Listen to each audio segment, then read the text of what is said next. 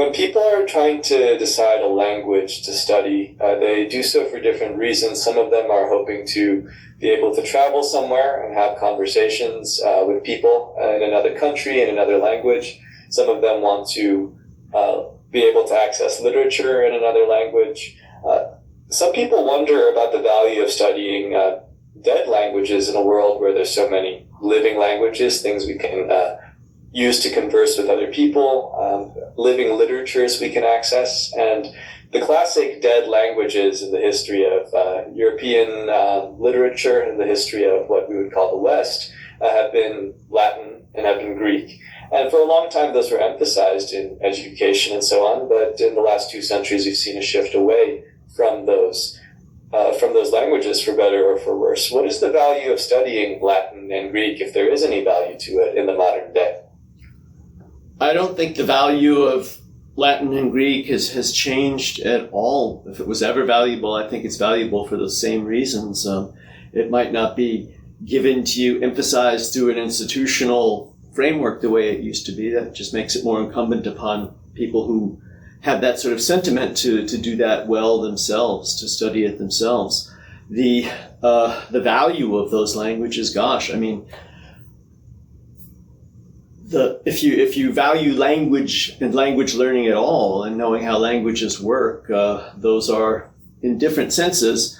Particularly Latin is sort of the source. It's the mother language of so many languages that you might learn, like Spanish, French, Italian. That it ties them all together and it gives you a context. It makes you able to understand how they work and what their relationship is to each other. And if that's too abstract, it just facilitates the learning of multiple languages. So much of our vocabulary in English, which is originally a Germanic language, is the majority of English vocabulary is of Latin origin. So if you want to know what words mean and why they mean what they mean, if you want to have a precise, wide vocabulary, Latin is invaluable for that too. Likewise, Greek, so much of our etymology comes from Greek that if you want to just be able to express yourself and think clearly with words, you need to know these languages. People have stressed the learning of these languages over the years too because of the sort of logical structure they supposedly impart to the brain when you learn them. I think that is a question of pedagogy, the way you teach them, because they do have a lot of grammatical tables and charts and paradigms and declensions and conjugations, and there's a whole bunch of systems that seem complicated from one point of view, but also are interesting and have a system or a structure to it, and it makes you think sort of logically. These languages, unlike the languages that we're using now, like English, have a different sort of syntax and word order that permits you to organize your thoughts in a different fashion. So that's just sort of good mental training, and the fact is that people have been using these languages to do that for thousands of years, and so there's thousands of years of books and traditions, so there's just an incredible variety of rich things to read in these languages. Latin in particular has been you refer to it as a dead language. That means a language that is not like a village that you can go and people are speaking it and babies are learning it from the time they're, at their mother's breast, but it hasn't like died and gone away, become extinct, and people forgot it and need to learn. It's been in continuous use for millennia now, and for most of history at the time when, as you said, people were sort of expected and encouraged to learn these languages, it was the language of learning. So there's just this incredible source now of things that one can read in the original. Just all sorts of sciences and philosophical thoughts and just sort of books about anything related to learning. These days, so much of this stuff has been digitized and is available online that you would never lack for things to read for going on 2,500 years of Latin. So there's just an incredible amount of richness with it there. Greek is slightly different in that it has a diachronic cross-cultural history from antiquity until now. It is, there's distinct stages of Greek that we can name, from Homeric to Attic to Koine to Byzantine to different kinds of modern Greek. And certainly there have been changes in Greek over time, but a lot of people would say that if you really compare them carefully, you can see the enormous change that's happened, say, in English, the language that we're speaking right now, and Beowulf with the Anglo-Saxon Chronicles. So in less than 1,200 years, the change in the English language is enormous, is vast. Whereas if you look at contemporary modern Greek and compare that to Homeric Greek, yes, there's a great deal of change, but it's probably on the same magnitude there or less, and we're talking about 3,000 years. So it's an interesting language for the continuity in a lot of stages to see if you're interested in learning how a language maintains itself across time. I guess you have to be a linguistically oriented person to think that, but these are some of my answers. Yes. So to follow up on that, and also to point out something you did there, talking about the different advantages or the differences between the two languages. I think that's important because in you could say the popular Western imaginary, Greece and Rome get lumped together all the time. Greece and Rome, the Greek and Roman god Zeus is just Jupiter and vice versa. They all kind of blur into this general classical antiquity that is the background of a Renaissance painting or something to that effect. But to someone who's new to these languages and just starting to dip their toes into them, they'll quickly be struck by how different on some level these languages are. There are similarities, shared words, shared grammatical structures, and so on.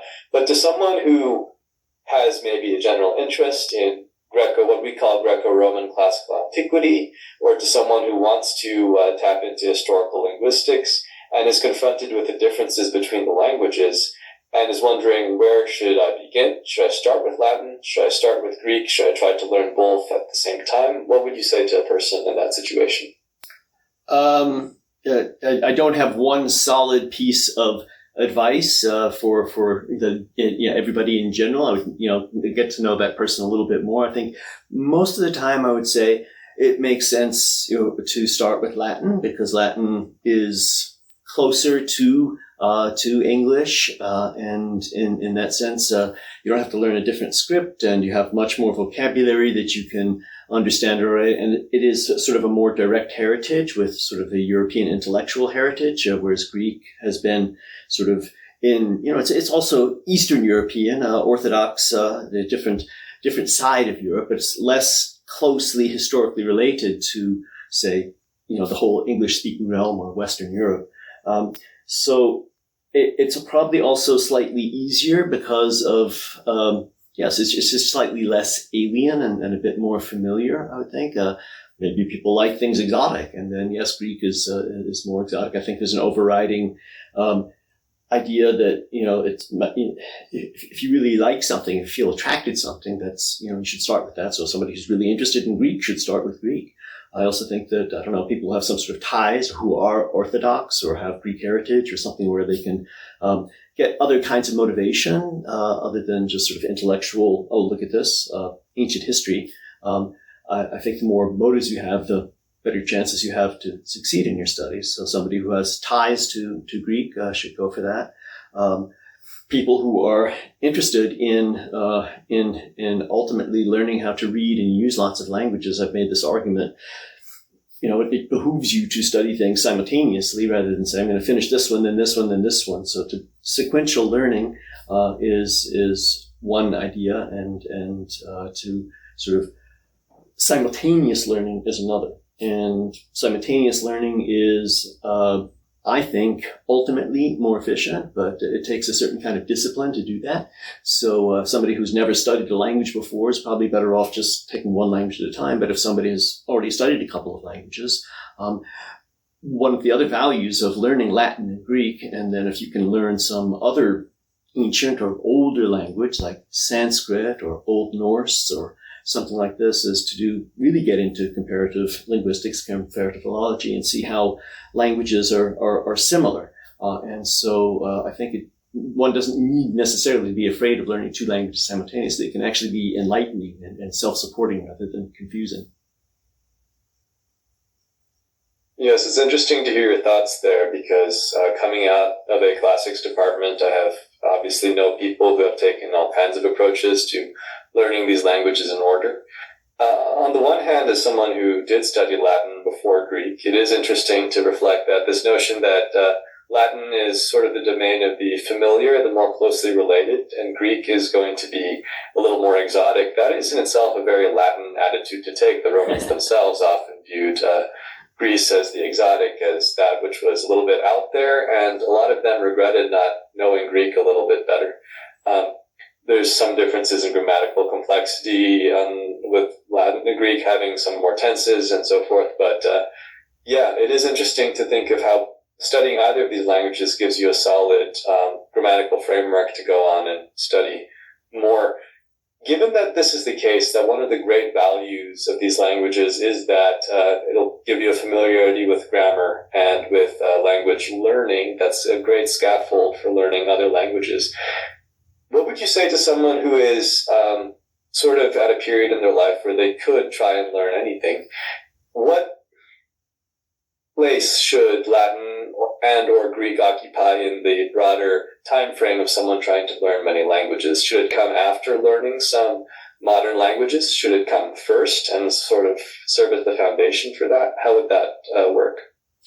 I can answer it from both sides because, again, it's not a one-size-fits-all answer. There's different personalities, different scholarly temperaments, different goals people have. So one can go at it from either way. It probably seems a bit more logical and traditional to say, well, since these languages come from those languages, let's learn these languages first. So if you learn Latin first, then that will greatly facilitate the learning of French, Spanish, and Italian. But likewise, if you know one of these languages, it makes learning the others easy, and it probably facilitates the learning of Latin much better. Latin is, we were talking about it being a dead language. There's a lot of people who are trying to speak it, and there's a community of doing it, and you notice that, the people who, the majority of people who speak Latin and speak it well are sort of native Spanish speakers or native Italian speakers. It's a lot easier for them to go into that and really master a difficult language like that. So one could go at it from either direction. I think it really depends on your personality and your direct interests. Building on that, my next question has to do with the perception of difficulty around these languages. Someone who might be considering learning Latin or Greek might think to themselves, if I have trouble with Spanish just asking the directions to the bus stop, how am I going to get to a point where I read Caesar talking about the different, tribes of Gaul, or Socrates talking about philosophy? What's different in learning Greek and Latin versus, say, Spanish or German? And are they more difficult because they're older, or how would you address that question? Well, you don't have to worry about asking for the bus stop in Latin or in ancient Greek. So it's a different set of skills. It's a different set of purposes. There's a lot of wonderful Spanish literature to read, and there may be people who learn Spanish to, for the sake of reading Garcia Marquez and Carlos Fuentes. But I don't think they're the majority. I think people learn Spanish as a whole, and some of them are happy to get that, and some just are happier speaking it. But yes, because it's a living language, because you can go to so many countries and speak it and have it around you, there's a different way of sort of immersing yourself in it and putting your energy kind of first and foremost into conversational skills. Whereas, as I said, you can find communities of people who speak Latin, and Greek has never stopped being a spoken language, so you can certainly speak these languages, but a lot of people do learn these languages primarily to read them. And I think some people do that mistakenly, thinking, I only need to learn how to read, so I'm not even going to bother to try to learn how to speak or think, articulate my thoughts in this language. And I think that that's kind of a mistake from my point of view. I was trained to read Latin that way, and for 35, 40 years, that's how I could read Latin, was by parsing and looking at things. And I just knew that it was such a different experience from, say, picking up that book by Carlos Fuentes and reading it. I can immerse myself in a Spanish book the way I can immerse myself in an English book. And for most of the time that I was reading Latin, I couldn't do that. Now I can do that much, much better because I've learned how to think in Latin and speak Latin. And far from taking time away from, you spend wasting time learning skills you don't need, or taking time away from learning how to read better, learning how to think in a language, which means you need how to speak it, that just makes it a lot easier for you to read it. That's there's the difficulty of learning Latin and Greek. They do have the reputation of being difficult because there is a lot of grammar. You can take a language and you can put the grammar of a language on a note card, say. And some languages have fat stacks of note cards, and some languages have thin ones. And Latin and Greek have pretty fat ones. I'd like to ask a little bit more about something you pointed out, which I think is a very interesting aspect of your approach. This notion of making the jump between the way Latin and Greek are traditionally taught and sort of the more contemporary living language approach to these languages, whether that's spoken Latin, as some people are trying to, a movement some people are trying to encourage, or Greek. Given that most people, if they do have any background in these languages at all, will have learned them the textbook way, the old-fashioned way, memorizing grammar, some vocabulary, and then jumping straight into slow reading of Virgil or Ovid or Homer. Mm-hmm. How does one make the jump into a more living approach to the language, into thinking in the language, as you put it? Well, I think that people who can do what you just said, if you can go through a classics major and then you can come out and be able to read slowly and parse and like you said, just jump straight from studying grammar into reading the classics with, slowly and carefully and looking everything up and just analyzing everything. If you can do that really well, then you're very, very well poised to start speaking and thinking in Latin. As a matter of fact, there are a number of organizations, institutions that have sort of crash courses in spoken Latin for a weekend or a week or a couple of weeks somewhere in Italy or Spain, or plenty of them here in the United States as well. And the majority of people who go there are Latin teachers, people who have been studying and who've been doing that traditional reading approach for a long time and are kind of want to try something else or are really sort of looking for a way to do that. And I've heard that a lot of people can go, and if you've got, 10, 15 years of solid reading Latin in you and you've never practiced speaking and thinking, it seems like you can't do it. But if you get around people who are doing it and you hear people doing it and you have all that basis for reading, you can learn how to do that really fast. So people can sort of go in at the beginning of a week or weekend and not be able to do it and come out doing it pretty well. And so it's possible to wake that up. I personally, I didn't go to anything like that, but I tried several times to sort of make that jump. I'm just going to immerse myself and I'm just going to train myself to think in it the way I've trained myself to think in many other languages. And I tried a couple of times and just didn't sustain it long enough. And when I finally did it, I just sustained it. It just requires a lot of reading aloud and listening to yourself read aloud and just trying to articulate your thoughts. It comes. As a final question then, that last question was sort of premised on someone who has some background in learning Greek and Latin in sort of the traditional method, but for someone who is a rank beginner, for someone who wants to learn these languages now and wants to know just where to get started, what should they do? Should they look around? It's obviously you're not going to have quite as many spoken Homeric Greek or, Latin speaking circles necessarily at your local institutions that you'd have for modern languages. They might be tempted just to pick up a textbook and start going through that. What's the best way for someone to begin learning these languages now? Presuming that they want to speak and think in them? Well, yeah, in either case, whether they have a more historical interest or whether they eventually want to speak and think in them as well. Yeah. Okay. Well, I'm all about autodidactic self-study learning methods, and there are plenty of these out there for both of these. So the most popular series for learning Latin, particularly if you want to think in it or maybe speak in it, is Latin, what's called the natural method, where you're just sort of plunged into the language, and you're supposed to learn the language through the language, starting by very simple language and simple words that you can recognize. It's called Lingua Latina per se illustrata by Hans Orberg, and that's very, very popular and widely used. And It's designed. It can be used as a textbook.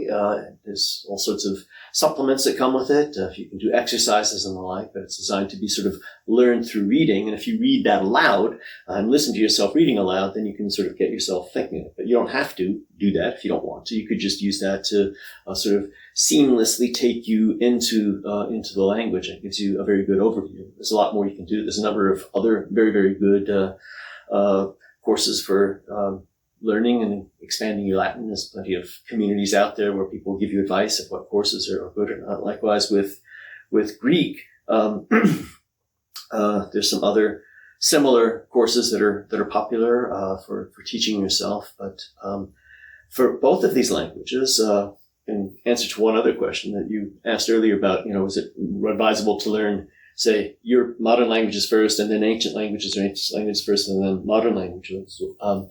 I would give one reason. So I think I was saying maybe it makes more sense to start with the ancient languages because they did come first. But at least one good reason for learning some modern languages first is that if you learn languages like French and German first, then you can use textbooks for languages like Latin and Greek and all sorts of other languages that are written in French or German, as well as ones that are written in English. And there are just a lot of, particularly for self-teaching methods, there's just a lot of very good ones in both of these languages. And in particular, the Assimil series that I'm particularly fond of and have used to learn lots of languages has books for both Latin and Greek using their method. And these do come with audio that you can use to listen to and have something to listen and work with. And you can use these just like you could use their methods for Russian, say, and very similar fashions. But you need to know French in order to do that. But.